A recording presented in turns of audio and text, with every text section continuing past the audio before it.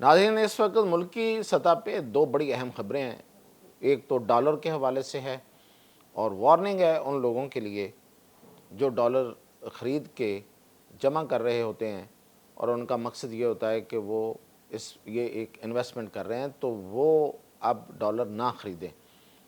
उसकी वजह क्या है, क्यों वो डॉलर ना ख़रीदें, क्या होने जा रहा है डॉलर के साथ और इसके पीछे क्या चल रहा है। और दूसरी ये कि पाकिस्तान में अब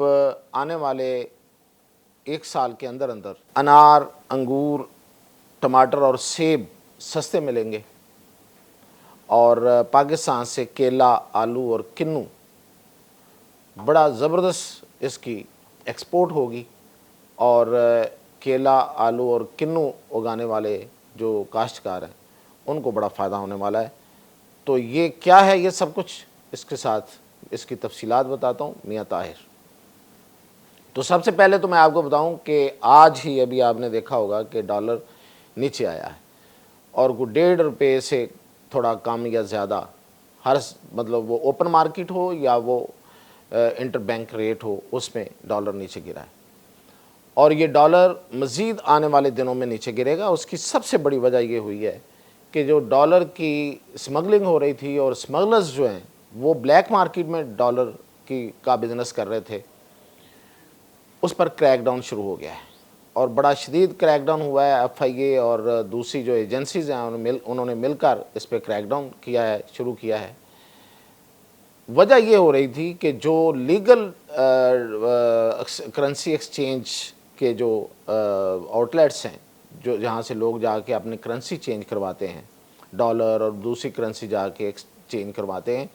वहाँ से लोग कम जा रहे थे और वहाँ बाहर खड़े जो स्मगलर्स के वहाँ पे खड़े हुए नुमाइंदे वो उनको लेके चले जाते थे और उनको डॉलर जो है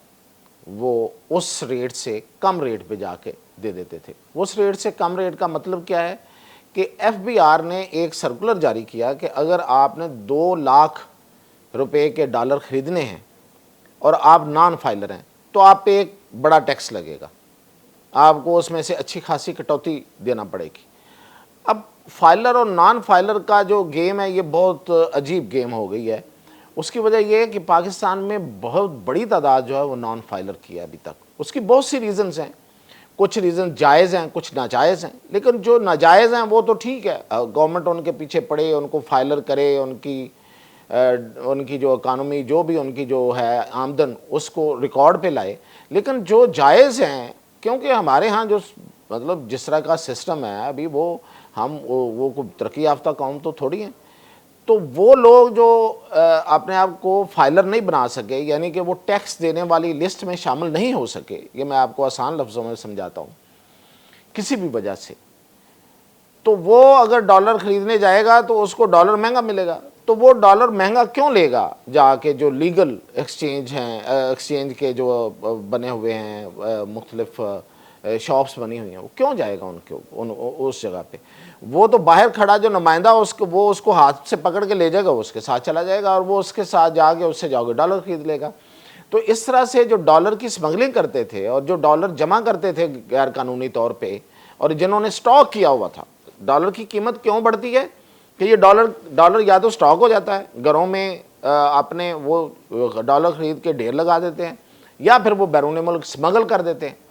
बैंक से निकल जाता है। तो बैंकों से जब निकलता है तो डॉलर की कीमत बढ़ जाती है। डॉलर की कीमत बढ़ती है तो ऑटोमेटिकली आपकी पेट्रोल की कीमत बढ़ती है, आपकी बिजली की कीमत बढ़ती है, बिजली बनने का जो अमल है उसमें जाके जो है वो आपकी बिजली महंगी हो जाती है और बाकी सारी चीज़ें महंगी हो जाती हैं। तो महंगाई की बहुत बड़ी वजह जो है वो आपका डॉलर की कीमत ज़्यादा होना। तो अब इस पे जब उस पर क्रैकडाउन शुरू किया है और दूसरा ये कि FBR को कहा जा रहा है कि ये जो सर्कुलर है ये वापस ले और इसका कोई और तरीका ढूंढे, क्योंकि इस तरीके से जो डॉलर जमा करने वाले लोग हैं वो उनकी हौसला अफजाई हो रही है और डॉलर जो है वो बैंक्स में नहीं आ रहा, मार्केट में लीगली कानूनी तौर पे नहीं आ रहा, तो उससे महंगाई बढ़ रही है और डॉलर की कीमत बढ़ने से और भी हमारे कर्जे बढ़ रहे हैं, जो हम पे कर्जे हैं उनका हजम भी बढ़ रहा है। तो डॉलर की जो असल कीमत है इस वक्त जो मार्केट के मुताबिक वो 250 बनती है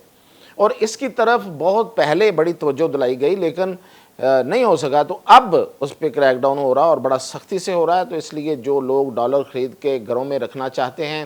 اور اس کو وہ اپنی سرمایہ کاری کا ذریعہ بنانا چاہتے ہیں، وہ خبردار رہیں، اب ڈالر نہ خریدیں۔ اگر خریدنا ہے تو کچھ دن ٹھہر کے خریدیں، یہ ریٹ بہت کم ہو رہا ہے، اور 250 پہ جب آ جائے تو پھر بے شک وہ خریدنا چاہیں تو 100 دفعہ خریدیں، پھر اس میں ان کو کوئی انویسٹمنٹ نظر آئے تو خریدیں، لیکن فی الحال ان کو گھاٹا ہوگا، خسارہ ہوگا۔ اور دوسری جو اہم خبر میں آپ کو بتا رہا ہوں وہ یہ ہے کہ پاکستان اور افغانستان کے درمیان ایک ترجیحی تجارت کا جو معاہدہ ہوا ہے، اس کا فائدہ کیا ہو رہا ہے؟ اس کا فائدہ یہ ہو رہا ہے کہ پاکستان کے اندر انار، انگور، ٹماٹر اور سیب یہ بڑی تعداد میں آئیں گے، جو کہ ظاہر ہے افغانستان میں ان کی کاشت ہوتی ہے اور بڑی وافر مقدار میں ہوتی ہے، تو وہ اب پاکستان میں آئیں گے تو ان کے ریٹس جو ہیں وہ کم ہوں گے اور لوگوں تک یہ چیزیں جو ہیں یہ بڑی آسانی سے اور کم قیمت پہنچ جائیں گی۔ یہ ایک اہم خبر ہے لوگوں کے لیے، عام آدمی کے لیے۔ اور پھر یہ کہ پاکستان نے ایک ایسا کیلے کی ایک ایسی قسم جو ہے وہ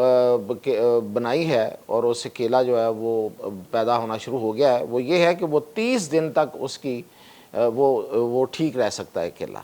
یعنی کہ کیلا ایک ایسی چیز ہے کہ اگر دوسرے دن خراب ہو جاتا ہے، تیسرے دن خراب ہو جاتا ہے،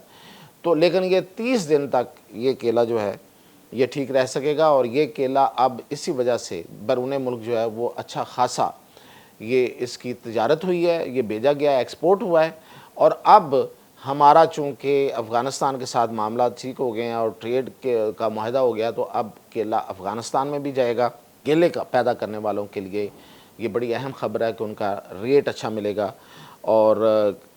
دوسرا یہ کہ آلو ہمارا بہت اچھا آلو، انٹرنیشنل لیول کا آلو جو ہے اور اس کا بیج، یہ دونوں اس پہ کام ہو چکا ہے۔ یہ جنوبی کوریا کے ساتھ مل کے جو ہماری NARC ہے، انہوں نے یہ اس کی قسم تیار کی تھی، اسے نیوکلس بیج کہتے ہیں، نیوکلس سیڈ کہتے ہیں، وہ تیار ہو گیا ہے۔ تو دونوں چیزیں یعنی کہ آلو اور آلو کا بیج، یہ دونوں ہم اب ایکسپورٹ کرنے کی پوزیشن میں آ گئے ہیں، اور عالمی سطح کا آلو اور آلو کا بیج ہم ایکسپورٹ کر سکتے ہیں۔ ہمارے ہاں یہ اس کی پیداوار جو ہے وہ شروع ہو گئی ہے۔ کنو، آپ کو پتہ ہے کہ کتنا ہمارا جو کنو ہے وہ یہ ہمارے ملک کے اندر وہ خراب ہو جاتا تھا، یہاں پہ ضائع ہو جاتا تھا، تو اب کنو جو ہے وہ زیادہ ایکسپورٹ ہوگا کیونکہ افغانستان کے ساتھ اچھا افغانستان کے ساتھ تجارت کا مطلب یہ نہیں ہے کہ صرف وہ افغانستان تک رہتا ہے، افغانستان کے راستے پھر وہ وسط ایشیائی راستوں میں یہ ساری چیزیں جو ہیں وہ آگے جاتی ہیں۔ تو اس طریقے سے افغانستان چونکہ ایک ہمارا ایک لحاظ سے وہاں پہ ایک بند باندھا ہوا تھا، وہاں سے چیزیں جانا مشکل تھیں، حالات ٹھیک نہیں تھے ان کے ساتھ ہمارے، تو اب چونکہ ایک معاہدہ بھی ہو گیا، حالات بھی ٹھیک ہو رہے ہیں، تو یہ چیزیں افغانستان بھی جائیں گی، افغانستان کے راستے آگے تمام وسط ایشیائی ریاستوں تک جائیں گی۔ پاکستان کی ایکسپورٹس میں اضافہ ہو رہا ہے، پاکستان میں باقی جو ادھر سے آنے والی چیزیں ہیں وہ بڑھ جائیں گی۔ اور پھر یہ انہوں نے یہ کیا ہے اس میں کہ انہوں نے اس پہ جو ٹیکس تھا وہ 60% سے کم کر کے 27% کر دیا ہے، جو افغانستان کے ساتھ ہمارا ترجیحی معاہدہ ہوا ہے، تو اس سے اور اچھا ریٹ جو ہے وہ کم ہو جائے گا ادھر آنے والی چیزوں پہ بھی اور ادھر جانے والی چیزوں پہ بھی، وہاں بھی زیادہ ہماری ایکسپورٹ ہوگی، ادھر بھی ہماری زیادہ امپورٹ ہوگی۔ تو یہ بہت فائدے کی دو چیزیں تھیں، میں نے آپ کو آگاہ کرنا تھا۔ مزید اپڈیٹ کے ساتھ پھر حاضر۔